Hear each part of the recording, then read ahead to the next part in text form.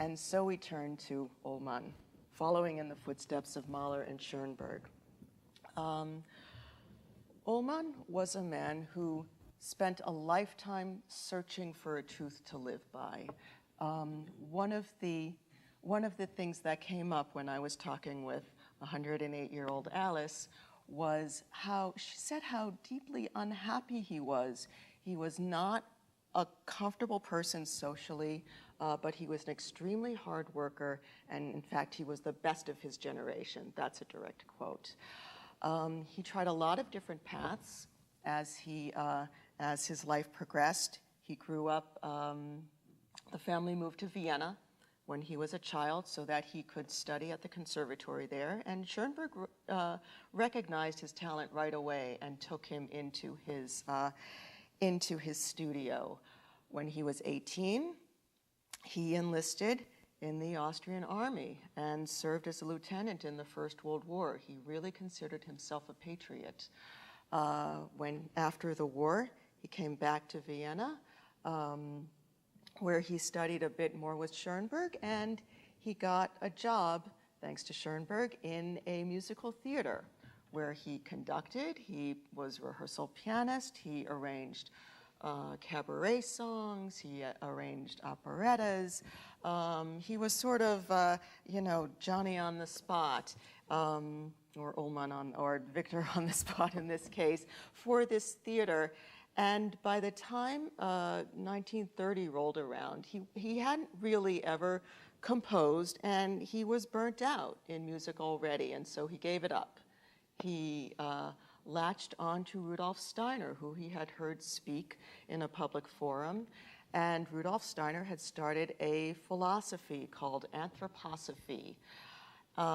As best I can sum it up in a very brief period of time, Rudolf Steiner is the impulse for the Steiner schools, and so that's a very big deal in terms of education.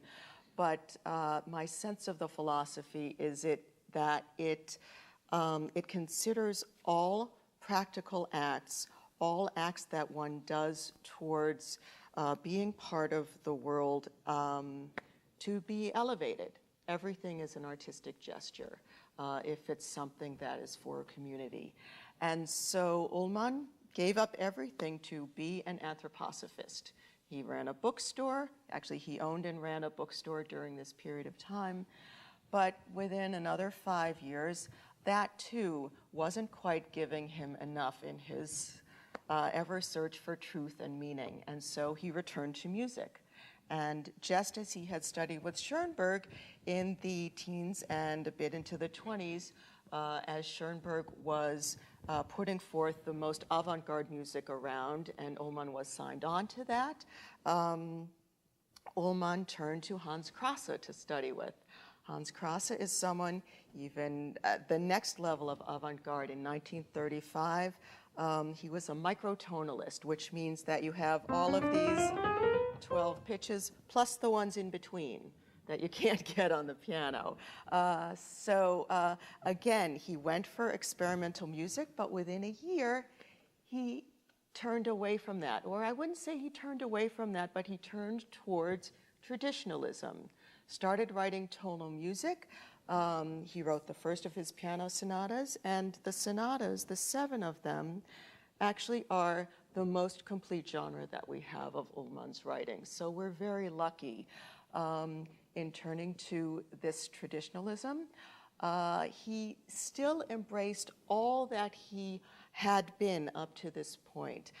Cabaret music finds its way into the sonatas. We just heard all of these various melodies finding their ways into the sonatas.